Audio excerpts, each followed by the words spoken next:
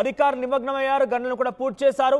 అయితే మూడవ గండి నుంచి భారీగా వరద పోటెత్తుతోంది. మొదటి 2 గంటలు పూడ్చారు, కానీ మూడవ గండి మాత్రం పూడ్చలేరు. ఈ నేపథ్యంలోనే ఎగువన ఖమ్మం, విజయవాడలో కురుస్తున్నటువంటి భారీ వర్షాల కారణంగా బుడమేరు నది మరోసారి ఉధృతంగా ప్రవహిస్తోంది. అయితే ఈ బుడమేరు మూడవ గండి నుంచి మరొకసారి సింగనగర్ మీదుగా వరద వస్తున్న పరిస్థితి కనబడుతోంది. అయితే సింగనగర్తో పాటుగా మరికొన్ని ప్రాంతాల్లో కూడా వరద భయాందోళన కొనసాగుతోంది. అయితే సింగనగర్ వాసులు కొంత వరద తగ్గిందనే ఆలోచనలో కొంత ఇప్పుడిప్పుడే అక్కడికి ఇళ్లలోకి చేరుకుంటున్నారు. కానీ ఈ వరద మరింతగా పెరగడంతో భయపడి బయటికి పారిపోతున్నారు జనం. డేంజర్ జోన్లో ఉన్నాయి ప్రస్తుతం సింగనగర్, అంబాపురం, వైఎస్ఆర్ కాలనీ, జక్కంపూడి, వాంబే కాలనీ అన్ని కూడా ప్రస్తుతం ఈ 5 కాలనీలు సింగనగర్, అంబాపురం, వైఎస్ఆర్ కాలనీ, జక్కంపూడి, వాంబే కాలనీ, ఈ కాలనీల ప్రజలు పెద్ద ఎత్తున ఆందోళన వ్యక్తం చేస్తున్నారు. అయితే సింగనగర్ ముఖ్యంగా మరొకసారి వరద కొనసాగుతోంది. అయితే కొంత వరద తగ్గుముఖపడడంతో ఇళ్లలోకి చేరుకుంటున్నారు చాలా మంది సింగనగర్ వాసులు కూడా. కానీ తిరిగి వరద మరోసారి పెరగడంతో భయాందోళన చెంది మరొకసారి పెద్ద ఎత్తున వాళ్ళంతా కూడా భయాందోళన చెంది బయటికి పరుగులు తీస్తున్నారు. ఎస్ మీరు చూడొచ్చు ఆర్టీవీ స్క్రీన్ పైన మళ్ళీ వరద ఏ రకంగా వస్తుందో చూడొచ్చు. బుడమేరు మరొకసారి ఏ రకంగా ఉధృతంగా ఇళ్లలోకి చేరుతుందో చూడొచ్చు. విజయవాడ నగరంలో మరొకసారి బుడమేరు ప్రభావం కనబడుతోంది. అయితే మొత్తం బుడమేరు 3 గంటలు పడ్డాయి. మొదటి రోజున ఆ గంటలను పూర్తి చేశారు అధికారులు. మంత్రి నిమ్మల రామానాయుడు దగ్గరుండి ఆ గంటలను పూర్తి చేశారు. కానీ తాజాగా 3వ గండి పూడ్చకపోవడంతో ఆ 3వ గండి వెంట సింగనగర్లోకి భారీగా వరద నీరు చేరుతోంది.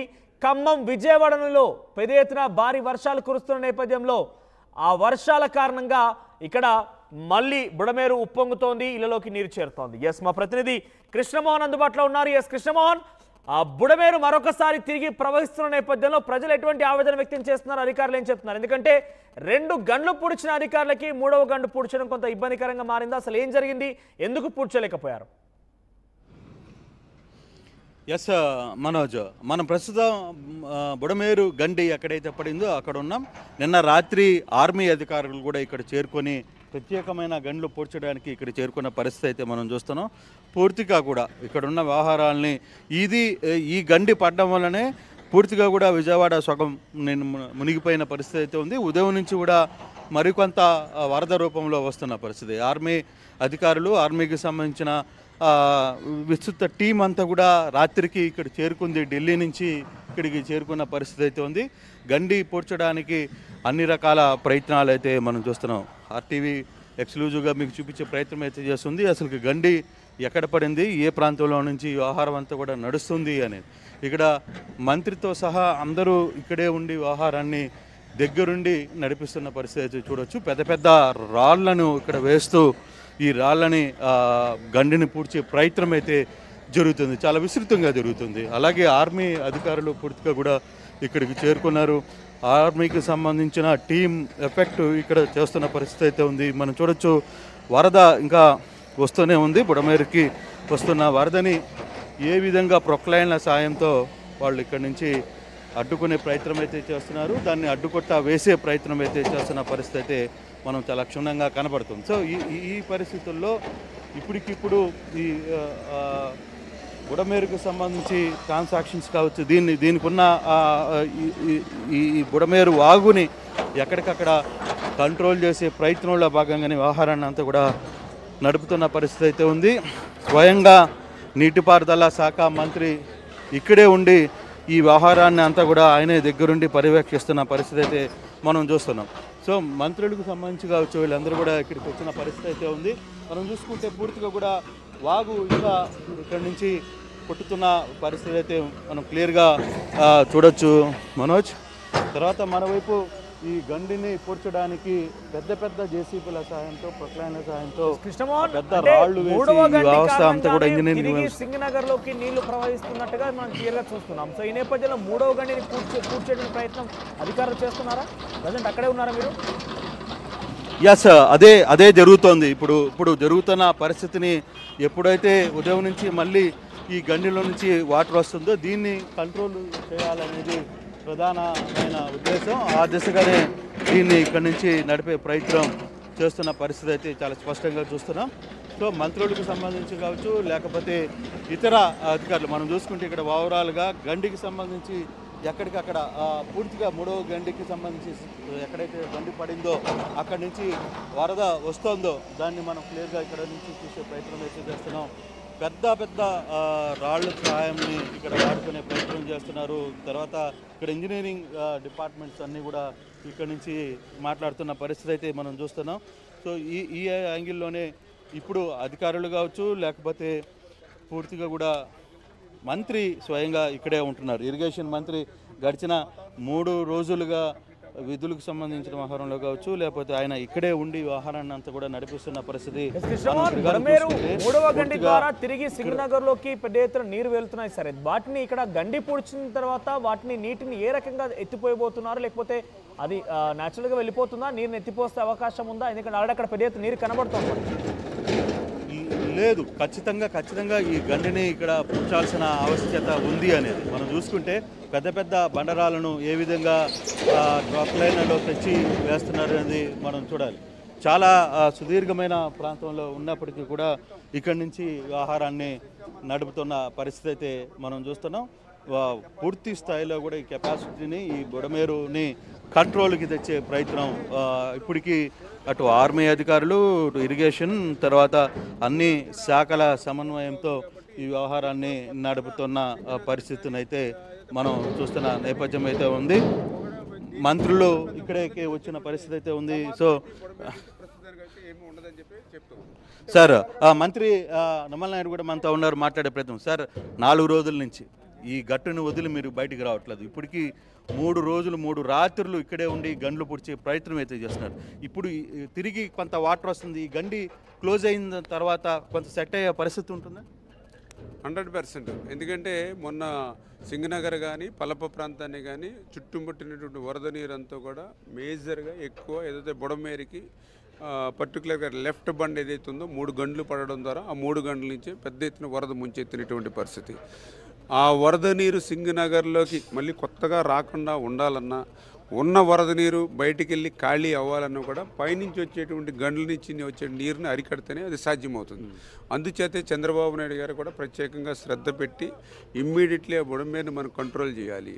లేని పక్షంలో వీళ్ళు ఇట్లానే నీళ్లలో నానుస్తూ ఉంటారు. మనం ప్రతిరోజు కూడా ఇక్కడ ఎన్ని రోజులున్నా కూడా ఈ సహాయ కార్యక్రమాలు కూడా ఆటంకం కలుగుతూ ఉంటుంది వాటర్ ఉన్నంతకాలం.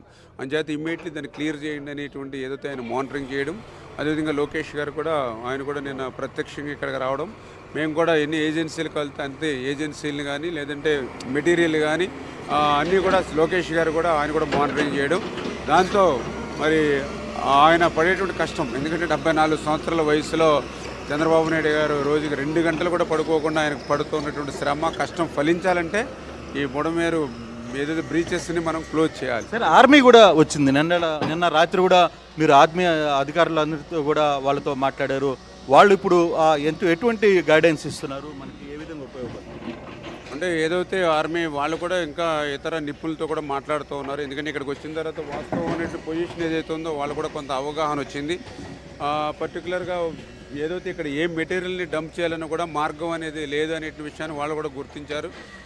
మేము ఏర్పాటు చేసుకొని ఈ ఒక్క మార్గమే తప్ప వేరే మార్గం లేదు. ఈ మార్గం నుంచి కూడా మరి వాళ్ళు ఏదైతే మెటీరియల్ని ఇంత మించి ఎక్కువ లోడ్ తీసుకోవడానికి ఎక్కువ అవకాశం లేదు. ఏదైనా ఒక బ్రిడ్జ్ లాంటిది అవతల గట్టుకి ప్లాన్ చేద్దాం 100 మీటర్స్ అని అన్నారు, కానీ అది తీసుకొచ్చి మళ్ళీ బిగించి ఏర్పాటు చేయాలంటే 2 days పడుతుంది. ప్లస్ అవతల బండ కూడా అది కూడా వీకే కాబట్టి దీని మాదిరిగా మళ్ళీ అది కూడా రోడ్స్ అన్ని ఫామ్ చేసుకోవాలి, అది కూడా పాసిబుల్ కావట్లా. అదేవిధంగా ఏదైతే హైవేలు దగ్గర ఏదో ఫ్లైఓవర్స్ మనం కడతా ఉంటామో దానికి కాంక్రీటు దిమ్మలు ఉంటాయి, అవి ఏమైనా తెచ్చి మనం 1 by 1 పేర్చుకుంటే కొంత బెటర్ అని. ఓకే, కరెక్టే, కానీ బట్ అది కూడా 35 టన్నులు ఉంటుంది. అది కూడా ఈ రోడ్స్ మీద రావాలన్నా కూడా కష్టమైన పరిస్థితి. అంటే ఇట్లా పాపం వాళ్ళు కూడా చాలా ఆలోచన చేస్తూ ఉన్నారు. ఇంకా నిపుణులతో కూడా మాట్లాడి ఇంకా బెటర్. మేము కూడా ఏం చెప్పామంటే ఏదైతే ప్రస్తుతం మేము first bund second bund clear చేసాం, ఇప్పుడు థర్డ్ బండ్ కూడా జరుగుతుంది. మేము ఒక 24 అవర్స్లో దీన్ని క్లోజ్ చేయొచ్చు అని అనుకుంటున్నాం. ఇంకా ఎర్లీగా ఇంకా బెటర్గా మనం చేయడానికి ఏం అవకాశం ఉన్నా, వేరే ఆల్టర్నేటివ్ ఏదైనా మనకి అవకాశం ఉంటే తప్పనిసరిగా పరిశీలించి మీరు ఎంత ఎఫెక్ట్ పెట్టి ఎంత సపోర్ట్ ఇస్తే మాకు అంత టైం సేవ్ అవుతుంది అని మేము ఫైనల్గా కూడా మీ టైం డిస్టర్బ్ చేయండి సార్. ఇక్కడ ఈ బండ్ కానీ క్లోజ్ అయిపోతే ఇప్పుడు వరద నీరు పూర్తిగా విజయవాడకి రావడం అరికట్ట పరిస్థితికి వస్తుంది 100%. ఎందుకంటే ఇప్పుడు మొన్న ఏదైతే ఈ ఏదైతే బ్రీచ్ ఉందో దీన్ని క్లోజ్ చేసినట్లయితే ఇంకా వరద నీరు వచ్చేటువంటి పరిస్థితి దీనికి ఉండదు. అయితే ఇప్పుడు దీన్ని కూడా మళ్ళీ తర్వాత దీన్ని స్ట్రెంగ్తన్ చేసుకుని దీన్ని ఇంకా హైట్ పెంచుకుని, ఎందుకంటే ఇప్పుడు యుద్ధ ప్రాతిపదికన చేస్తున్నాం కాబట్టి ఇప్పుడు ఇమ్మీడియట్లీ వాటర్ అరెస్ట్ కోసం ఈ ప్రయత్నం అంతా చేస్తూ ఉన్నాం. ఇప్పుడు వాటర్ అరెస్ట్ అయిన వెంటనే దీన్ని మళ్ళీ హైట్ చేసుకుని దీన్ని వెడల్ప్ చేసుకుని మళ్ళీ దీనికి బ్లాక్ కాటన్ సాయిల్ కూడా చేసుకోవాలి. ఎందుకంటే రేపు మళ్ళీ మాకు పట్టిసీమ నుంచి వచ్చేటువంటి నీరు కూడా కృష్ణా నదికి పోవాలి దీని మీద. అంచేత ఖచ్చితంగా ముందు వాటర్ని అరెస్ట్ చేసుకుంటాం. ఎప్పుడైతే ఈ గండి మీకు పూర్తయిపోతే ఇంకా ఆటోమేటిక్గా ఇంకా కొత్తగా నీరు వచ్చేటువంటి పరిస్థితి చేరదు. కొత్తగా నీరు రాకపోతే ఉన్నటువంటి నీరు నిన్న స్వయంగా చంద్రబాబు నాయుడు గారు కూడా కింద గ్రౌండ్ వరకు వెళ్ళి చూడడం జరిగింది.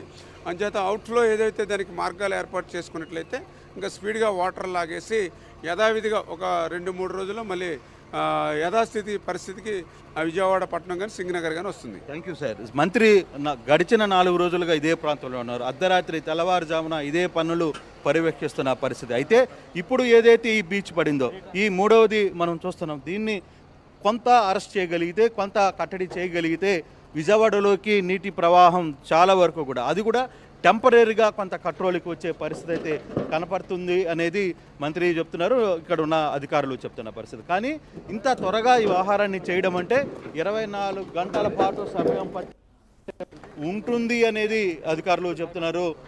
తర్వాత ఇప్పటికి 2 గంటలు పూర్తి చేసాం. ఇది మూడో గంట నుంచి రావడం వల్లనే కొంత వరద నీరు లోపలికి వస్తున్న పరిస్థితి అయితే మనకుంది. కానీ ఇప్పటికిప్పుడు దీన్ని ఎంతవరకు ఎంత త్వరగా దీన్ని కంట్రోల్ చేయాలనుకున్నా కూడా 24 గంటలు సమయం పట్టే పరిస్థితి ఉంటుంది అనేది అధికారులు తర్వాత మంత్రి కూడా చెప్తున్నారు. కంట్రోల్ చేయగలిగారా? గండి ఏ స్థాయిలో పడింది అని కొంచెం కంట్రోల్ చేయగలిగారా ఇప్పుడు ఉన్నటువంటి ఆ మరమ్మతులు కావచ్చు, గండిని పూడ్చే ప్రక్రియలో? ఎందుకంటే చాలా మీరు చూస్తే విజువల్స్ కనబడుతున్నాయి ఇక్కడ మనకి సింగనగర్లో మరొకసారి వరద ఏ రకంగా వస్తుందంటే బైక్స్ కొట్టుకుపోతున్నాయి, కొంత సైకిల్స్ నడిచేటువంటి వాహనదారులకు కూడా మోకాల పై వరకు కూడా నీళ్లు చేరుతున్నాయి. సో ఈ వరద తాటికి ఇంకా కంటిన్యూ అవుతూ పోతే ఇంకా ఆ ఇళ్లలోకి నీరు ఎక్కువగా చేరే అవకాశం ఉంటుంది, ఇంకా పై స్థాయికి నీరు వచ్చే అవకాశం ఉంటుంది. కాబట్టి ఇప్పుడు ఏమైనా కంట్రోల్ చేయగలుగుతున్నారా? అక్కడ కొంత పూర్తి చేశారా? ఎస్ సార్, కొంత 24 గంటల సమయం పడుతుంది. ఎందుకంటే బేసిక్గా ఇక్కడ ఒక చిన్న ప్రాబ్లం ఉంది. ఒకే లైన్ ఉంది ఇక్కడ. ఇది కూడా నిన్న మొన్న ఏర్పాటు చేసుకున్న ఈ బండ్ అనమాట. ఈ బండిలోనే ఇక్కడి నుంచి ఏర్పాటు చేసుకున్నారు. ఆ బండి ద్వారానే ఇదంతా కూడా నడిపే పరిస్థితి అయితే ఉంది. అయితే నిన్న ఫారెస్ట్ అధికారులు వచ్చిన తర్వాత ఇతర అధికారులు వచ్చినప్పటికీ కూడా దీనికి సంబంధించి పూర్తిగా కూడా మనం ఇప్పుడు ఈ బండి ద్వారా అంటే నిన్న మొన్న 2 గంటలను పూర్తి చేసి ఈ బండిని ఇక్కడి నుంచి తీసుకుని వచ్చిన పరిస్థితి అయితే మనం చూస్తున్నాం. సో ఈ బండిల ద్వారానే మనం ఇక్కడ కొంత అదుపు చేయగలిగారు. ఇప్పుడు మూడవ దానికి ఏర్పాట్లు చేస్తున్న పరిస్థితుల్లో ఇప్పటికిప్పుడు దీన్ని ఇంత త్వరగా ఈరోజు అంటే మంత్రి ఒక మాట చెప్తున్నారు, 24 గంటల సమయం మ్యాక్సిమం పట్టే పరిస్థితి అయితే ఉంది. కొంత చాలా వరకు కూడా ఈరోజు ఉదయం అక్కడి నుంచి